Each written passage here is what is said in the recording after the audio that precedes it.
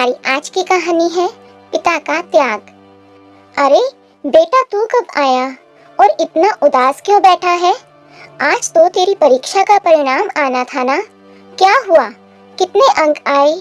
रीना जी ने हैरानी जताते हुए अपने बेटे यश की उदासी का कारण पूछा तो यश ने निराश होकर कहा, माँ, मैंने फर्स्ट डिवीजन से परीक्षा पास की है। अरे ये तो खुशी की बात है ना, माँ ने चहकते हुए कहा। वो बात ये है कि मेरे दोनों दोस्त आगे की पढ़ाई के लिए विदेश जा रहे हैं और माँ, मुझे भी। कहते कहते यश चुप हो गया। अच्छी तरह जानता जो था अपनी माँ को और घर की आर्थिक स्थिति को। लेकिन माँ, अगर मैंने वहाँ से इंजीनियरिंग की डिग्री हासिल कर ली तो मेरी लाइफ सेट हो जाएगी और हमारी सारी परेशानियाँ दूर हो जाएंगी। यश ने उत्साहपूर्वक अपनी माँ को आश्वासन देना चाहा। बेटे के विदेश जाने की बात सुनकर रीना जी स्तब्ध हो गई। उनके आश्चर्य का ठिकाना न रहा। ये विदेश में पढ़ाई करने की बात तूने सोची भी कैसे भाई? यहाँ इतने अच्छे कॉलेज हैं, पढ़ाई तो तू यहाँ भी रहकर कर सकता है। और फिर तुझे तो पता है माँ बाबूजी हमारी पढ़ाई का खर्चा कितनी मुश्किल से उठा रहे हैं। अपनी माँ को परेशानी की हालत में देखती हुई बेटी रोशनी कड़कते स्वर में बोली, बेटा, तुम्हारी पढ़ाई लिखाई के खर्चों के कारण ये मकान पहले ही गिरवी पड़ा है। हमें तो ये भी आस नहीं है कि इस मकान को हम कभी कर्ज से छुड़ा भी पाएंगे। तेरे पिताजी के डेयरी के व्यवसाय से तो केवल हमारा रोजाना का खर्च निकलता है और फिर विदेश जाने का खर्च तो उठाने का हम सोच भी नहीं सकते। वहाँ की पढ़ाई पर तो और भी अधिक खर्च आएगा। माँ, आप समझ नहीं रही हैं मैं क्या कहना चाहता हूँ। इस समय लिया गया एक सही फैसला मेरी आने वाली जिंदगी को आसमान की ऊंचाइयों तक लेकर जा सकता है। वहाँ से पढ़ाई करने के बाद सफलता मेरे कदम चूमेगी। हमारी जिंदगी बदल जाएगी माँ। और फिर मैं अकेले थोड़ी ना जाऊँगा, मेरे दोस्त भी तो हैं। जब उनके माता पिता को उन्हें विदेश भेजने में कोई हर्ज नहीं है तो आपको क्या परेशानी है? पर बेटा, तेरी बहन की भी पढ़ाई का खर्चा है, थोड़ा समझने की तो कोशिश कर। माँ, आप तो बस खर्चे की रट लगाए रहती हैं। एक बार मेरी बात मान कर तो देखिए। अरे मैं जुआ खेलने नहीं जा रहा हूँ, बस अपनी पढ़ाई के लिए पैसा खर्च करने को कह रहा हूँ। जब मैं कमाने लगूंगा तो आप लोगों के सारे कर्ज उतार दूंगा। क्या बातें चल रही हैं माँ बेटे में? अरे आप आ गए, थक गए होंगे ना, मैं आपके लिए पानी लेकर आती हूँ। सुंदरलाल जी के घर में आते ही अचानक सन्नाटा पसर गया। पानी देते हुए रीना जी बोली, आप ही समझाइए अपने बेटे को। इसके साथ अब और बहस करना मेरे बस की बात नहीं है। पिताजी, अगर मैं अपनी जिंदगी में कुछ करना चाहता हूँ, इस मध्यम वर्गीय स्तर से ऊपर उठना चाहता हूँ, तो इसमें हर्ज ही क्या है? अब मैं अपनी खुशियों को और मारकर जीना नहीं चाहता। मेरी भी कुछ इच्छाएं हैं जिन्हें मैं पूरा करना चाहता हूँ। बेटा, तो किसने मना किया है? साफ साफ बताओ, क्या कहना चाहते हो? विदेश में पढ़ाई करने की जिद किए बैठा है आपका लाडला। मैं पूछती हूँ, आखिर इतना पैसा आएगा कहाँ से? सुंदरलाल जी को ये बात सुनकर कुछ हैरानी हुई, लेकिन फिर बात संभालने की कोशिश करते हुए बोले, रीना, हमारा बेटा बड़ा हो रहा है, हर बात पर डांटना ठीक नहीं है। तुम जाओ, मेरे लिए चाय बनाओ, मैं इसे समझाता हूँ। बेटा, तुम्हें पता है हमारी वित्तीय स्थिति कुछ ठीक नहीं है। अपने पुरखों का ये घर गिरवी रख कर तुम दोनों बच्चों को अच्छे स्कूल में पढ़ाया लिखाया है हमने। सोचा था फिर कमा लेंगे और घर छुड़ा लेंगे, लेकिन वो दिन आज तक नहीं आया। सुबह से लेकर रात तक मैं दूध की डेयरी संभालता हूँ। सारा दिन मेरे कपड़े गोबर से सने रहते हैं, लेकिन मैंने आज तक तुम्हें अपनी पढ़ाई छोड़कर मेरे काम में मदद करने को नहीं कहा, ताकि पढ़ाई से तुम्हारा ध्यान ना भटके। लेकिन इसका मतलब ये तो नहीं कि तुम जो चाहो फरमाइश करो और हम पूरी करते जाएं। और फिर 4-5 साल तक तुम्हारी बहन की भी तो शादी करनी है। तो मैंने कब मना किया पिताजी? बस मेरी एक इच्छा पूरी कर दीजिए। अपनी नौकरी लगते ही मैं आपको पैसा भेजना शुरू कर दूंगा और उससे आपका सारा कर्ज भी उतर जाएगा और आप रोशनी की शादी धूमधाम से कीजिएगा। श्रीमती जी, मुझे आज अपने बेटे की बात जायज लग रही है। अगर वह अपनी और हमारी जिंदगी संवारना चाहता है तो इसमें हमें कोई ऐतराज नहीं होना चाहिए। मेज पर चाय रखती हुई रीना जी से सुंदरलाल जी ने कहा, लेकिन उसे विदेश भेजने का और वहाँ पढ़ाई करवाने का जो खर्च आएगा वो हम कहाँ से भरेंगे? यह सोचा है आपने? उसका भी इंतजाम हो जाएगा। पति की बात सुनते ही रीना जी सोच में डूब गई। अपने पति की फिक्र और बेटे की जिद उन्हें अंदर ही अंदर खाए जा रही थी। सारा पैसा बेटे पर ही लगा देंगे तो बेटी का क्या होगा? एक तो पहले ही कर्ज में डूबे हुए हैं, ऊपर से एक और मुसीबत। रीना जी के बार बार मना करने पर भी आखिरकार सुंदरलाल जी ने यश को स्वीकृति दे दी। आई लव यू पापा कहकर यश अपने पिता के गले लग गया और दौड़ते हुए अपने दोस्तों से मिलने निकल पड़ा। उसने विदेश में पढ़ाई करने के लिए कॉलेज का फॉर्म भी भर दिया, यह सोचते हुए कि यदि पिताजी ने कहा है तो पैसे का इंतजाम भी कर ही देंगे। रात का खाना खाकर जब रीना जी बिस्तर पर गई तो देखा सुंदरलाल जी करवटें ले रहे थे, मगर नींद उनकी आंखों से कोसों दूर थी। आप अभी तक सोए नहीं? जानती हूँ आप दिखाते नहीं हैं, लेकिन चिंता तो आपको हो रही है कि किस तरह पैसे का इंतजाम किया जाएगा। अरे रीना, चिंता वाली कोई बात नहीं है। मैंने सोच लिया है कि मैं अपनी दूध की डेयरी को गिरवी रख दूंगा। उससे इतना पैसा तो आ जाएगा कि यश को विदेश भेज सके और कॉलेज में दाखिला करवा सके। यह सब सुनकर रीना जी की आंखें भर आई। लेकिन जी, हमारा घर उसी दूध की डेयरी से ही चल रहा है। अरे तुम यूं ही फिक्र कर रही हो, मैंने सब हिसाब लगा लिया है। रीना, जब यश की पढ़ाई पूरी हो जाएगी तो पता भी है वो कितना कमाने लग जाएगा। इतना पैसा घर में आएगा कि आज तक का सब कर्ज उतर जाएगा। हमारा घर भी छुड़ा लेगा और दूध की डेयरी भी। अपनी जिंदगी तो जैसे तैसे कट गई है, लेकिन अपने बेटे का करियर बन जाए और दोनों बच्चों की जिंदगी संवर जाए तो मेरी जिंदगी का मकसद पूरा हो जाएगा। उसके बाद मौत भी आ जाए तो कोई गम नहीं। सुनते ही उनकी पत्नी का दिल भर आया और रूंधे गले से कहने लगी, ये आप क्या कह रहे हैं? मुझे तो केवल आपका ही सहारा है। आप हैं तो मेरा चेहरा चमकता है। कहते हुए रीना जी की आंखें भर आई। ठीक है, आपकी जो इच्छा है वो कीजिए, मैं आपको मना नहीं करूंगी, लेकिन आगे से ऐसी बातें जुबान पर लाए तो मुझसे बुरा कोई नहीं होगा। सुंदरलाल जी ने अपनी पत्नी को तो जैसे तैसे समझा बुझाकर चुप करा दिया, लेकिन चिंता तो उन्हें भी अंदर ही अंदर खाए जा रही थी कि ये सब कुछ होगा कैसे। कितने अरमानों से बाबूजी ने दूध की डेयरी खोल कर दी थी मुझे। अपने पिताजी का दिया हुआ घर तो हम आज तक छुड़ा नहीं पाए। अगर दूध की डेयरी भी गिरवी रख दी जाएगी तो महीने का ब्याज चुकाना ही मुश्किल हो जाएगा। सोच सोचकर सुंदरलाल जी को भी अंदर ही अंदर घुटन महसूस होने लगी। सारी रात सोचते हुए निकल गई।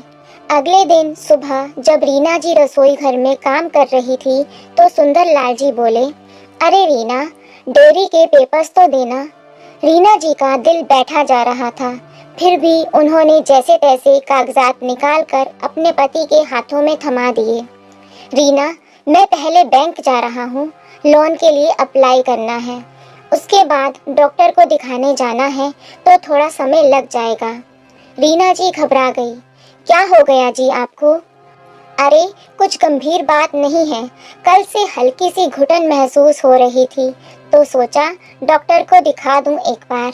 आने में देर हो जाए तो चिंता मत करना, कहते हुए सुंदरलाल जी निकल गए। रीना जी अपने पति को सवालिया नजरों से देखती रह गई। उनके चेहरे पर चिंता की लकीरें वो साफ देख पा रही थी, लेकिन कुछ भी कर पाने में असमर्थ थी। शाम को सुंदरलाल जी थके हुए से घर लौटे। क्या हुआ, क्या कहा डॉक्टर ने? रीना जी ने पूछा। तो सुंदरलाल जी कहने लगे, अरे कुछ नहीं, उल्टा सीधा कुछ खा लिया था जिसके कारण एसिडिटी हो गई थी। डॉक्टर ने दवाई दे दी है, अब मैं ठीक महसूस कर रहा हूँ। तुम चिंता मत करो। दरअसल सुंदरलाल जी को दिल की बीमारी हो चुकी थी और डॉक्टर ने उन्हें हार्ट सर्जरी करवाने की सलाह दी थी, लेकिन पैसे की कमी की वजह से हार्ट सर्जरी कराना अभी संभव ना था। पत्नी और बच्चे चिंता करेंगे, ये सोचकर घर पर भी किसी को कुछ नहीं बताया। दिन बीतने लगे। आखिर वो दिन भी आ गया जब यश को विदेश भेजने की सारी तैयारियां हो गई। बैंक से लोन लेने की स्वीकृति मिल गई। उसके विदेश जाने के लिए टिकट बनवा दिए गए। ऊपर से कुछ पैसा यश के बैंक अकाउंट में भी जमा करवा दिया गया। भीगी आंखों से रीना जी और सुंदरलाल जी ने अपने बेटे को खुद से मीलों दूर भेज दिया।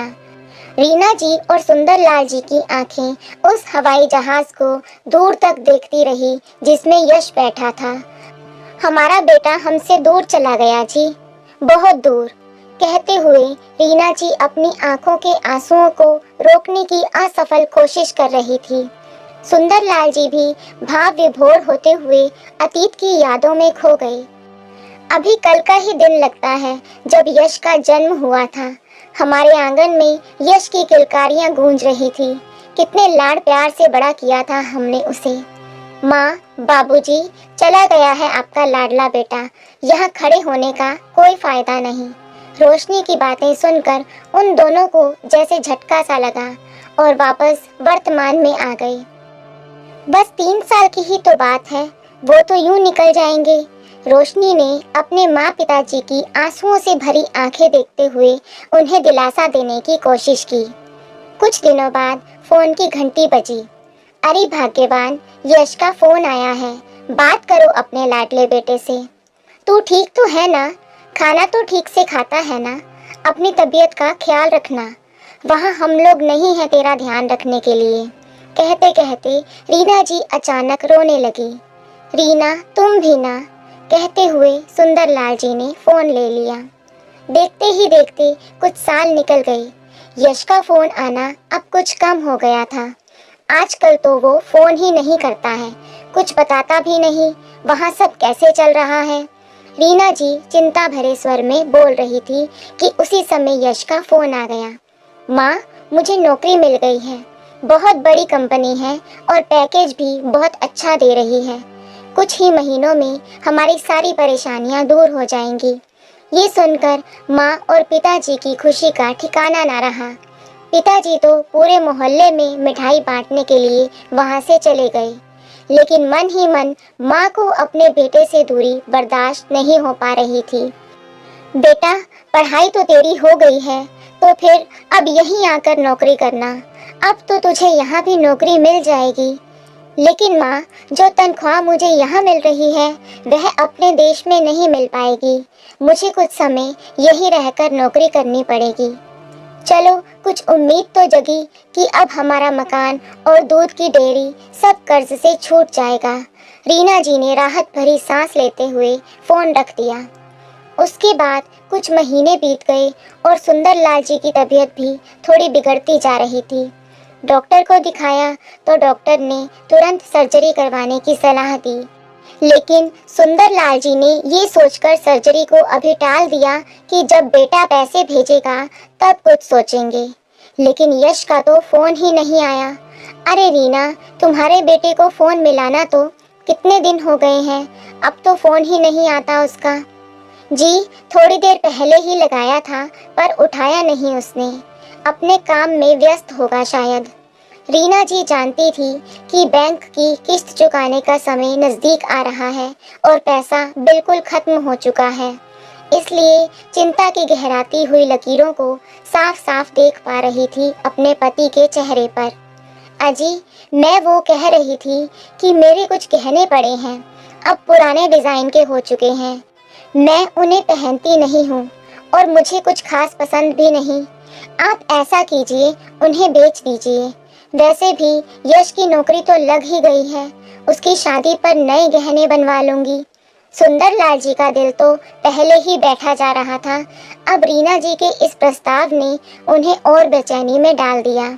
अवाक रहकर वो अपनी पत्नी को देखते जा रहे थे। उनके पास भी और कोई चारा नहीं था। सारी जमा पूंजी भी खर्च हो गई थी और यश, जिसके कारण यह नौबत आ चुकी थी, उसने एक पैसा भी अपने माँ बाप के पास नहीं भेजा था। दिल पर पत्थर रखकर उन्हें अपनी पत्नी के गहने बेचने पड़े और जैसे तैसे किश्तों का इंतजाम किया। उनकी बेटी रोशनी अपने माँ पिता को इस हालत में नहीं देख पा रही थी। पढ़ाई करते हुए उसने अपने लिए नौकरी ढूंढनी शुरू कर दी ताकि अपने माँ बाप के बुढ़ापे की लाठी बन सके। प्रतिभाशाली रोशनी को जल्दी ही एक कंपनी में नौकरी मिल गई, जिससे परिवार की हालत को थोड़ा संभाला जा सका। फिर एक दिन फोन की घंटी बजी। देखा तो यश का फोन था। उसने सबको वीडियो कॉल पर आने को कहा। रीना जी ने अपनी बेटी और सुंदर लाल जी को तुरंत बुलाया। सुनते हो, यश का फोन है, वीडियो कॉल पर बुला रहा है, जल्दी आइए। रोशनी ने जैसे ही वीडियो कॉल लगाई, देखा तो सामने यश एक लड़की के साथ बैठा था। बेटा, ये तुम्हारे साथ कौन है? ये आपकी बहू है माँ, मैंने यहाँ शादी कर ली है। माँ पिताजी के तो पैरों तले जमीन खिसक गई। रीना जी चक्कर खाकर गिरने ही वाली थी कि जैसे तैसे खुद को संभालते हुए बोली, शादी? ऐसी कैसे शादी कर ली? हमें बताया तक नहीं। कितने सपने, कितने अरमान थे तेरी शादी को लेकर हमारे, कि अच्छी सी लड़की देखकर धूमधाम से शादी करेंगे। एक झटके में पानी फेर दिया सारे अरमानों पर। माँ, आप भी क्या बात करती हैं? मैं अब आपके पास वापस नहीं आ पाऊंगा, इसलिए यही घर खरीद कर शादी कर ली है मैंने। सुंदर लाल जी के दिल को जैसे जोर का झटका लगा। अपनी दवाई खाने के लिए वो कमरे में चले गए। बेटे का जवाब सुनते ही रीना जी के आंसू बह निकले। रोशनी ने उन्हें जैसे तैसे संभाला और कमरे में लेकर आई। सामने देखा तो सुंदर लाल जी हैरानी से उन्हें ही देख रहे थे। आप चिंता मत कीजिए, बस अपनी तबीयत का ध्यान रखिए। आप सुन रहे हैं ना मैं क्या कह रही हूँ? सुंदर लाल जी तो बस एकटक उन्हें ही निहार रहे थे। रीना जी बार बार आग्रह करती हुई जैसे ही उनके हाथ को पकड़ने लगी, लेकिन उनका हाथ ठंडा पड़ा हुआ था, उसमें जान ही नहीं थी। रीना जी को अचानक एहसास हुआ कि उनके प्राण पखेरु उड़ चुके हैं। रीना जी और रोशनी पर तो जैसे आसमान टूट पड़ा। उनके दुख का कोई ठिकाना ही नहीं रहा। बेटा तो पहले ही घर छोड़कर जा चुका था, अब आप भी, कहते हुए रीना जी बेबस होकर फूट फूट कर रोने लगी। उधर पिता के निधन की खबर सुनकर यश अगले दिन की फ्लाइट से अपने घर वापस आ गया और आकर देखा कि पिता को मुखाग्नि उसकी बहन रोशनी के द्वारा दी जा चुकी थी। ये सब देखकर यश अपने घुटनों पर बैठ गया। अब उसे अपनी भूल का एहसास हो रहा था। भाई, पिताजी तो तेरा इंतजार करते करते चले गए और जरा देख माँ की तरफ कैसे बेजान पड़ी हुई हैं। पर तू तो ऐसा पत्थर दिल निकला कि, कहते हुए रोशनी की रुलाई फूट पड़ी। माँ कहाँ है? यश ने पूछा तो देखा एक कोने में निढाल सी पड़ी थी बेचारी। देखते ही माँ से गले मिलने को दौड़ा, लेकिन ये क्या, माँ भी पिताजी के गम में निष्प्राण हो चुकी थी। वो भी इस दुनिया को छोड़कर जा चुकी थी। यश फूट फूट कर रोने लगा। आज यश को अपने किए पर पछतावा हो रहा था, लेकिन बहुत देर हो चुकी थी। दोस्तों, माँ बाप अपने बच्चों के लिए क्या कुछ नहीं करते। उनकी हर जिद के लिए अपना सब कुछ लुटा देते हैं, अपनी सारी खुशियाँ उन पर कुर्बान कर देते हैं।